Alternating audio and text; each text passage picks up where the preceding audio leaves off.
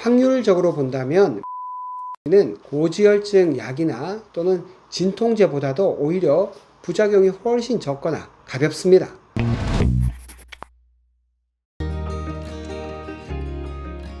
이제는 맨발 걷기 Q&A 시간입니다. 맨발 걷기를 하면서 통증과 관련된 다양한 질문을 받았습니다. 우선은 이 영상을 통해서 먼저 양해를 구하고자 합니다. 제가 일일이 답을 다 달지는 못하고 있습니다. 틈날 때 답을 달 때도 있지만 역부족입니다.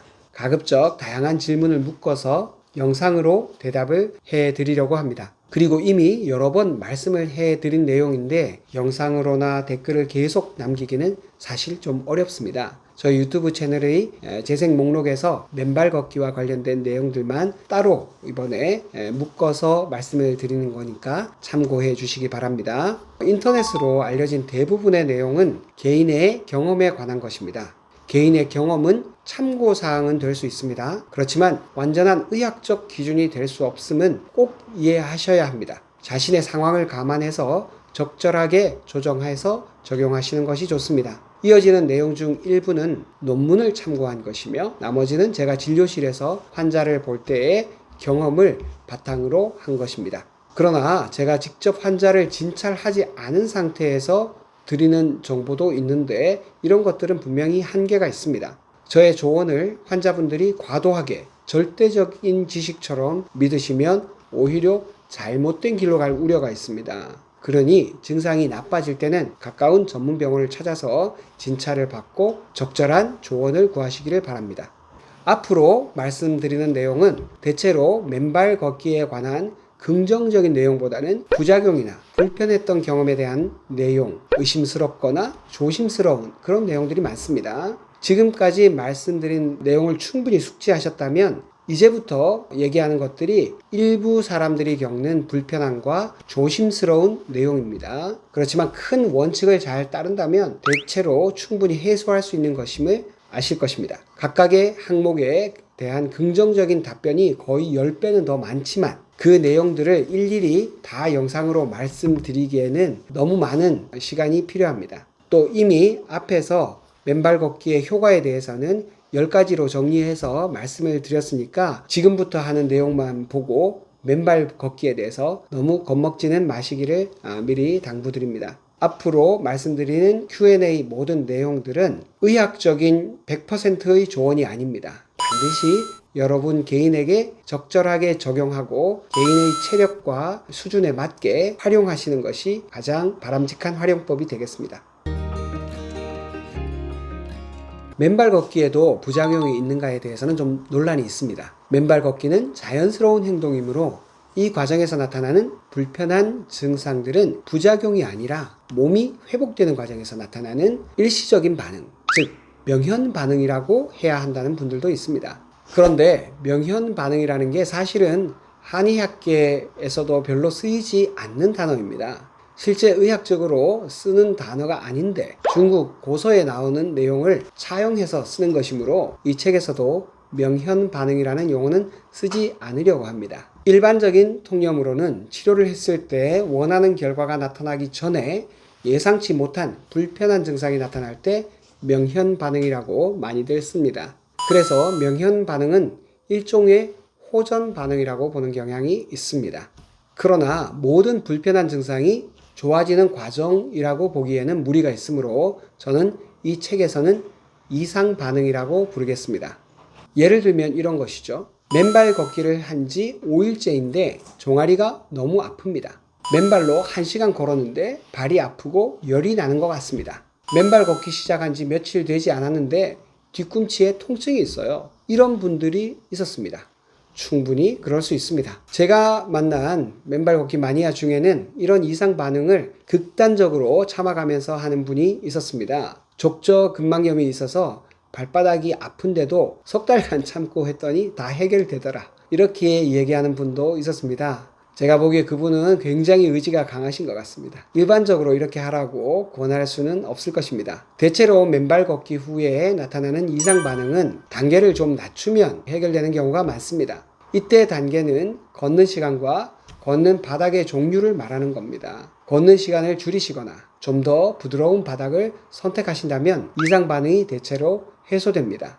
만일 1시간 걸어서 불편했다면 아예 한 10분이나 15분 정도로 걷는 시간을 줄이는 것이 좋습니다. 그리고 조금 더 부드러운 바닥으로 바꾸면 발에서 생기는 통증과 열감 등이 대체로 좋아집니다. 이렇게 시간을 줄이고 좀 더 부드러운 바닥에서 서서히 적응해 나가시는 것이 좋습니다. 맨발 걷기 후에 피곤하다거나 발이 아프다는 것이 가장 흔한 이상 반응입니다. 지금껏 발이 신발 속에 갇혀서 완전히 맨땅하고 만난 적이 없이 살다가 만났으니까 당연히 처음에는 적응 과정이 필요합니다. 대부분은 일주일 내에 좋아지고 길어도 적응 과정이 한 달 넘는 분들은 많지 않습니다. 물론 처음부터 잘 적응하시는 분들이 훨씬 많습니다. 정리하자면 시간을 줄이든지 아니면 조금 더 부드러운 바닥에서 맨발 걷기를 하신다면 이런 이상 반응은 대부분 극복할 수 있으리라고 예상합니다. 맨발 걷기 하고 난 다음 피곤한 상태인데 이어서 계속 일을 하시는 것은 별로 추천하지 않습니다. 맨발로 걷고 좀 피곤하면 잠깐이라도 한숨 주무시거나 좀 쉬시는 편이 훨씬 더 회복에 좋습니다. 그 다음 맨발 걷기 할 때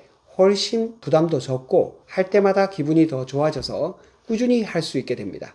면역력이 약한 분들도 단계를 좀 낮춰서 시작하시기를 추천합니다. 당뇨가 심해서 혈당 조절이 안 되는 분들, 인슐린 주사를 많이 맞아야 되는 분들, 감염성 질환에 자주 걸리는 분들, 이런 분들은 부드러운 바닥에서 5분 정도 맨발로 서는 것부터 하시기를 추천합니다. 이런 분들은 반드시 파상풍 주사를 먼저 맞고 맨발 걷기 하시기를 추천드립니다. 맨발 걷기 후에 발이 많이 불편하신 분들은 양말이나 덮어선의 바닥을 가위로 오려서 동그랗게 구멍을 뚫고 쓰시면 발도 보호하고 접지 효과도 챙길 수가 있습니다. 당뇨 환자는 맨발 걷기를 하면 안 된다고? 어떤 의사 선생님들은 당뇨가 있으면 맨발 걷기를 하면 안 된다, 이렇게 단도직입적으로 말하는 분들도 있습니다. 그런데 제가 보기에 그건 좀 과한 얘기입니다. 의사가 당뇨에 대해서 가지고 있는 첫인상이 있습니다.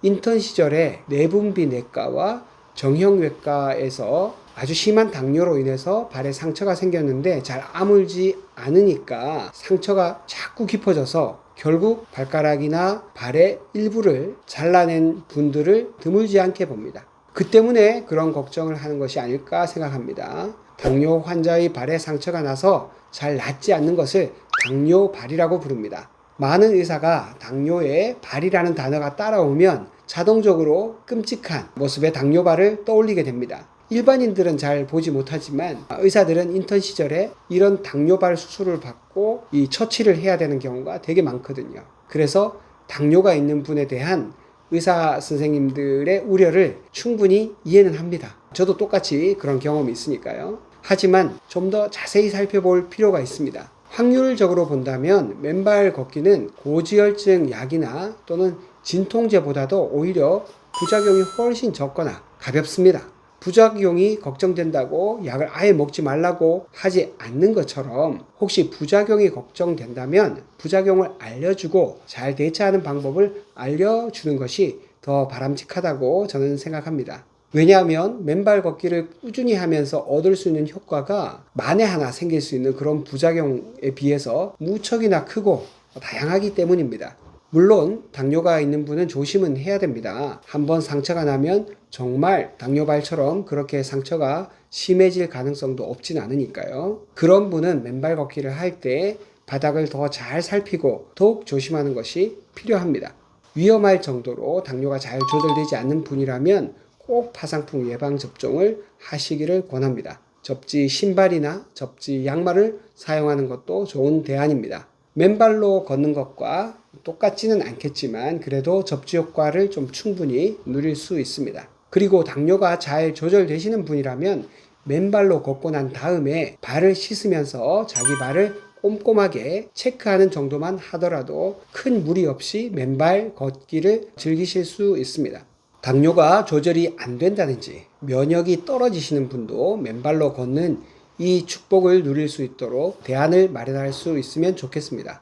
맨발 걷기를 통해 발을 튼튼하게 하고 균형 감각을 기르고 혈액의 흐름을 원활하게 하는 등 다양한 효과를 통해서 전신적인 건강을 회복하는 분들이 많습니다. 저도 의사 생활한 지 20년 가까워지니까 갈수록 크게 다가오는 것이 있습니다. 바로 스트레스의 영향입니다. 의사 생활 초기에는 스트레스가 만병의 근원이라는 일반인들의 인식이 그냥 막연하게 느껴졌습니다. 그 당시는 의학 교과서나 논문에서도 스트레스가 질병의 직접적인 원인이라고 지목하는 경우가 거의 없었습니다. 그런데 최근 뇌과학과 심리학이 발달하면서 스트레스가 질병의 직접적인 원인으로 끼지 않는 곳이 별로 없을 정도로 현대인의 질병에는 스트레스가 바닥에 깔려 있습니다. 반드시 논문에서 찾아보지 않더라도 4만 명 정도의 환자를 직접 치료하고 보니까 스트레스가 우리 몸에 끼치는 부정적인 영향이 너무 많다는 것을 피부로 느낍니다. 맨발 걷기를 통해 스트레스를 해소하고 내가 자연의 일부임을 피부로 느낄 수 있는 분들은 확실히 자신의 병에 대해서도 좀 더 긍정적으로 받아들이는 경향이 있습니다. 실제 제 환자분들 중에는 맨발 걷기를 하면서 몸도 좋아졌지만 삶이 평화로워졌다는 분들이 많습니다. 당뇨가 있으니까 나는 맨발로 걸으면 안 돼. 이렇게 생각하신다면 잠시 왔다가 가는 이 지구별 여행을 하는 동안 큰 축복을 하나 포기하는 것과 마찬가지입니다.